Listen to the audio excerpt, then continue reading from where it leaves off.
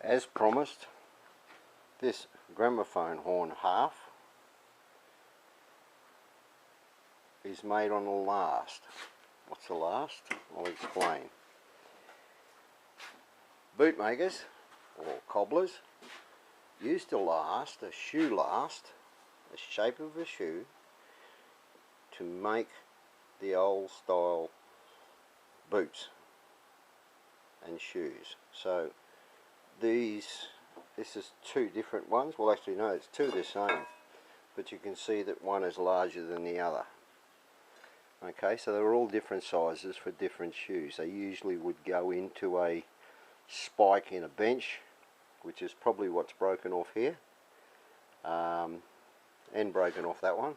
I've got a full one out the front in the main copper section that is a complete shoe, so it's down to here and around and back up again. Got plenty of angles for hitting copper on. So that's a last.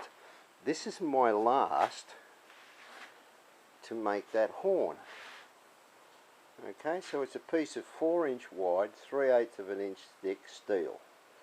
I put it in a vise, I bent a curve into it, and it goes to there, and it's straight down. This curve means that by the time I finish hammering, I don't have to bend my horn. It's all done for me. That thickness there, the 3/8 of an inch, gives you a neat little side so that you don't have something sticking out the back 10 mile. Now, this last, because it was 3/8 steel, was welded to a piece that would hold it in the vise. It had a hole in it, which was good because it meant I could put a pin through, so when I hammer here, I don't push it down through the vise. This front bent bit needed strengthening because I didn't want it to bend down. Now I'll explain what I've done up here. I drilled 2 holes and put 2 rivets in them because I had it. It saved me building up metal with a welder. Right, I use a MIG so I could build up metal on it. So what I've done is I've built metal up all the way down there into a dome there. I've built up metal here, here, and along the leading edge.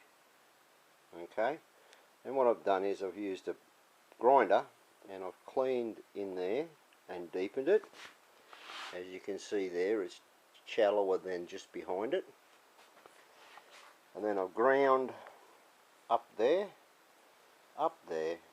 around here and all the way down to there. And then I came back the other side, making sure it was in the centre, and I ground it to a ridge. And that's what I did.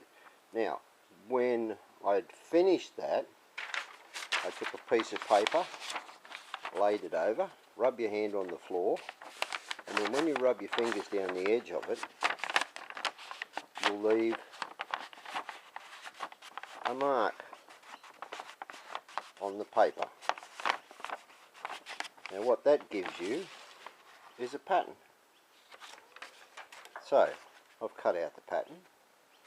Now this one is an actual size of that blast itself. It's not 3/8 of an inch thick all the way around. So, cut a second pattern, which I can't find at the moment, out of paper, 3/8 of an inch thicker, so it would fold down there. If you used a slightly bigger piece of copper when you put it on, which I have here,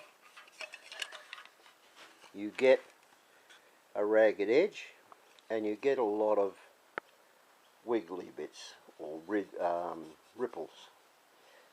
Makes it harder for you. But basically what I would do is I'd cut my piece of copper out from the pattern. At the tail down here, I would go 1 inch longer and clamp it.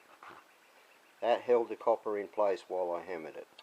I then bring the piece of copper from where it's clamped down there, up, make sure it lined up with the last, hold this end down on the last, and then using a rubber mallet made from a big block of rubber that I had laying around the place, you start there and you hammer up the last. Right, just keep hammering straight up. Now what that does is that rib in the middle will start to form. Right, so you get your rib in the middle starts to form. You can see it needs a bit more hammering just in here with the rubber mallet. There's one of the nipples. There's the next rib going down and around, and that gives you the shape. On the sides here you will get ripples anyway because the rubber mallet doesn't quite push it down. You hammer it flat with a steel hammer, holding it all the time in shape so that you get rid of the ripples. Now on those corners there, the best thing to do is hit that corner at about a 45 out from it as hard as you can, and the rubber will spread and push the copper down over the corner. Same here in this joint now, or in this rib gully. If that was 3/8, it would fold in easy. It's wider, so I get that. If you get that and you can't get rid of it, use a steel ball peen hammer. Same here, you can see it's very wide, this one, as a scrap. And so therefore I've barely got that shape or the mark of the ridge, and there's no way that's going to move just yet. So that's technically what you do. It will probably take you practice, right? It's going to take you practice. It's not something that's going to fall out of the sky. But if you tried to make one of those by hand, it would take you half a day. I can, or I did, after one experiment making one, produced all 6 that go into making this particular half a horn in 3 hours. Now that's a handmade product that's almost can compete with China, so, or India, wherever. You get yourself down to the wages of a third world country, or the speed of a third world country. It gives you a product that is easy to do. Now, why am I doing this? Because at my age, I need to teach what I know that a lot of people don't know. And it's a case of passing a few things on. See ya.